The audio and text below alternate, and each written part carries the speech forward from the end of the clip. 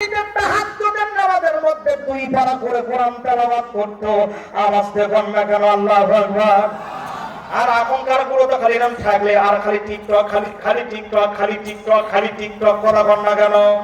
ওরা খোলা হাটের গালি সরে ছাইমালা টামাইছে রে, আজকে ওদের পায়ে হলুদ রে। ভালো করে শোনেন, কোন মমতাজের জন্য পৃথিবীর নবম আশ্চর্যের মধ্যে একটা আশ্চর্য বাদশা শাহজাহান তৈরি করলো, যার নাম হলো তাজমহল। আর প্রাণের ভাইয়ের, আমার সময় বড় কম, কিন্তু আপনাকে চেহারা গুলো দেখে মনে হচ্ছে আপনারা ও আর সোনার জম। ভালো করে শোনেন, এই মমতাজের 2টা মেয়ে ছিল। ভালো করে লক্ষ্য করেন, সবর আনিল তাআ, সবর আনিল মাসিয়া, সবর আনিল মাসিবা। এর উপরে আলোচনা করলাম, গভীর ভাবে মনোযোগ দিয়ে দেন। এই মমতাজের 2টা মেয়ে ছিল, একটার নাম ছিল রওশনারা আর একটার নাম ছিল জাহানারা। জাহানারা বড়, রওশনারা ছোট। এই মার সংস্পর্শে থাকার কারণে 7 বছর আর 9 বছরের 2জন মেয়ে মার সাথে থাকার কারণে 2টা মেয়েও তারা কোরআনের 30 পারা হাফেজা হয়ে যায়।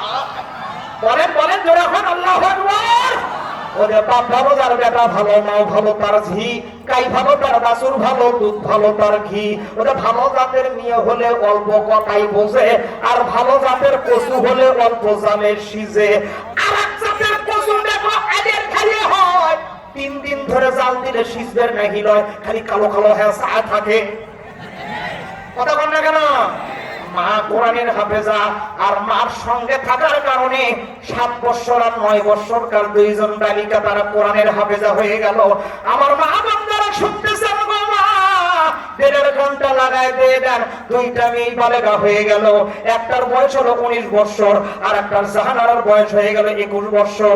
সন্তান সন্ততি বালেগা হয়ে গেলে আলাদা রুমে আলাদা বিছানায় থাকে। ভালো করে দেখেন, মার মতো 2টা মেয়ে তারা তাহাজ্জুদ গুজারি মেয়ে ছিল। রাসূল হাদিসের মধ্যে বললেন, সাল্লু বিল্লাইলি নাসুনিয়াম, নিশরাতের ইবাদত, নিশরাতের সেজদা আল্লাহর দরবারে বড় পছন্দনীয়।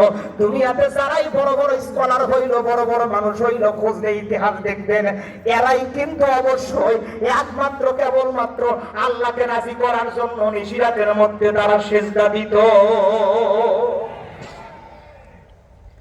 তামাম পৃথিবীতে যত নবী এসেছেন, যত রাসূল এসেছেন, যত আউলিয়া কেরাম, যত পীর মাশায়েখ বলেন, সবাই তাহাজ্জুদ গুজারি ছিল।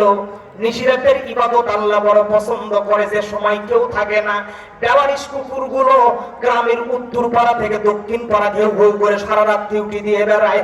ছোট্ট মা বুকের মধ্যে কিন্তু ছোট্ট শিশু তার মুখটা লাগায় দিয়ে ঘুমায় যায়। আপন আপন ঘরের মধ্যে মা বাবা ঘুমায় যায়। দুনিয়ার বাংলাদেশের সমস্ত অফিস আদালত গুলো বন্ধ হয়ে যায়। ও ঘরের যুবকেরা, এই রাত্রিতে যদি 14 ডিগ্রি 12 ডিগ্রি সেলসিয়াস তাপমাত্রা অপেক্ষা করে গায়ের কম্বলকে সরে ফেলে দিয়ে ঠান্ডা পানির ওযু বানাইয়া যদি নিশিরাতের মধ্যে 2টা সেজদা আল্লাহকে খুশি করার জন্য দাও, আল্লাহর কোরআন হাতে নিয়ে বলে গেলাম, আমি মাওলানা রায়হানুল ইসলাম সালিমি চ্যালেঞ্জ করে গেলাম, দুনিয়াতে তোমার যেই জিনিসের প্রয়োজন, সুন্দর বিবি লাগবে নাকি সরকারি চাকরি লাগবে, আল্লাহ রাব্বুল আলামিন নিমিষের মধ্যে তোমাকে পূরণ করে দিয়ে দিবে। জোরে বলেন আল্লাহু আকবার। না 2 হাত দেখান লাগে, একটু কষ্ট করে 2 হাত থেকে বলেন তো আল্লাহু আকবার। সারা সান 2 হাত আল্লাহকে দেখে বলেন আল্লাহু আকবার। দেখা দেন নবীজি একবার আসিয়া, বলেন দেখা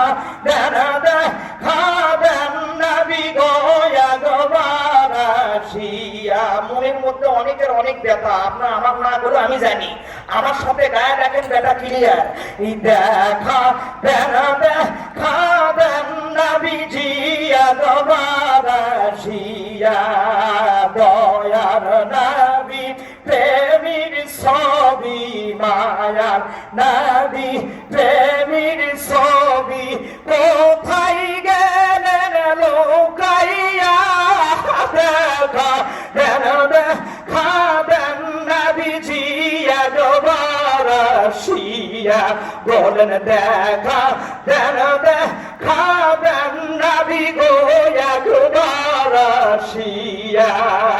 কত মানুষ দেখলাম নবীজি, কত মানুষ দেখলাম নবী, আপনার মতো মিলে না।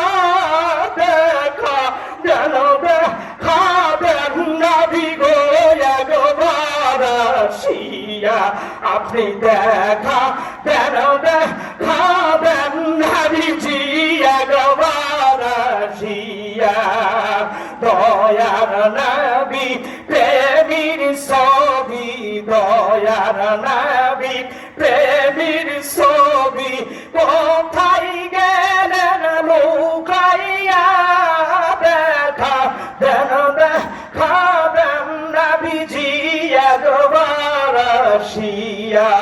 জোরে বলেন আমিন। কষ্ট হয়, কষ্ট হয় আপনাদের? মনোযোগ আছে আমার দিকে? কয়টা মেয়ে জাহানারা মমতাজের কয়টা মেয়ে? জোরে বলেন কয়টা? একটার নাম জাহানারা আর একটার নাম রওশনারা। 21 বছর হয়ে গেল আলাদা রুমে থাকে মার মতো। তারাও তাহাজ্জুদের নামাজ পড়ে, সময় বড় কম। একদিন রাত্রেবেলা জাহানারা ঘুম থেকে উঠে গেছে, তাহাজ্জুদের নামাজ পড়বে, উনি তহরাত অবলম্বন করবে। ঠিক দেখেন আবুল ফিদা লিখতেছেন তহরাত অবলম্বন করবে মানে ওযু করবে, এজন্য পানির তালাশ করতেছেন তিনি। বিছানা থেকে যখন তিনি উঠে বসলেন, উইন্ডো জানালা দিয়ে খটমট খটমট একটা আওয়াজ তার কানের মধ্যে প্রবেশ করলো। জানালা খুলে দেখতেছেন বাবার রাজপ্রাসাদের মধ্যে ডাকাত দল প্রবেশ করেছে। বুদ্ধিমতী মেয়ে, যেমনি তাদের সুন্দর চেহারা তেমনি তাদের বুদ্ধি। ভালো করে দেখেন, যে কাজ করে সে চুলো বাঁধে। আমার কথা বুঝতে পারছেন আপনারা? ভালো করে শোনেন। যেমন চেহারা তেমন তারা রূপবতী, তেমন তারা গুণবতী। যেহেতু বাদশার মেয়ে শাহজাদি বলে কথা, কে করেন? উনি চিন্তা করতেছেন কি ব্যাপার, বাবার রাজপ্রাসাদের মধ্যে ডাকাত দল প্রবেশ করেছে। আমার বাবার যতগুলো হীরা জহুরাত মানিক মুক্তা দামি দামি গহনা কাটি সব আমাদের দুই বোনের রুমের মধ্যে আছে। ডাকাত দল যদি আমাদের রুমের মধ্যে প্রবেশ করে আর মাল সামান নেওয়ার পরে যদি আমার চেহারার দিকে লাইট মারে আর রাত্রে বেলায় আমার ঘরের মধ্যে ডাকাত দল দ্বারা যদি আমার ইজ্জত খারাপ লুণ্ঠন হয়ে যায়, আল্লাহ আমি দুনিয়াতে মাথা বুঝাবো এমন কোন জায়গা পাবো না।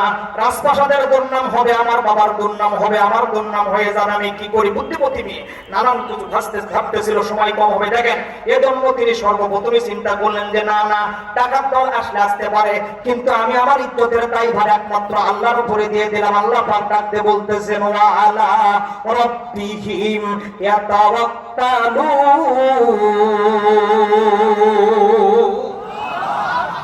যারা মুমিন হয় এরা সর্বসময়ের জন্য আল্লাহর উপরে তাওয়াক্কুল করে। গভীরভাবে লক্ষ্য করেন, মেয়েটা সবকিছুর দায়ভার আল্লাহর উপরে দিয়ে দিল। আবার চিন্তা করতেছেন আমার পাশের ঘর হলো আব্দুল্লাহ হুজুরের ঘর।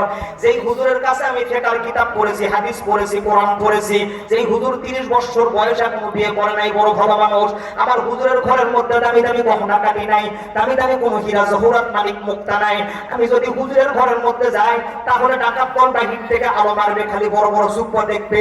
জুব্বা দেখলে আর ভিতরে ঢুকবে না, তার কারণ হুজুরেরা নিরাপদ থাকে। তবে বাংলাদেশের প্রেক্ষাপট বড় ভিন্ন। ও জায়গায় মারামারি করছে যে তা লাগছে হলো হুজুর, ও জায়গায় গাড়ি পুড়ে দিল তাও পুরাইছে হলো হুজুর, বিজেপির চাইলে মোদিন মেরে খাইল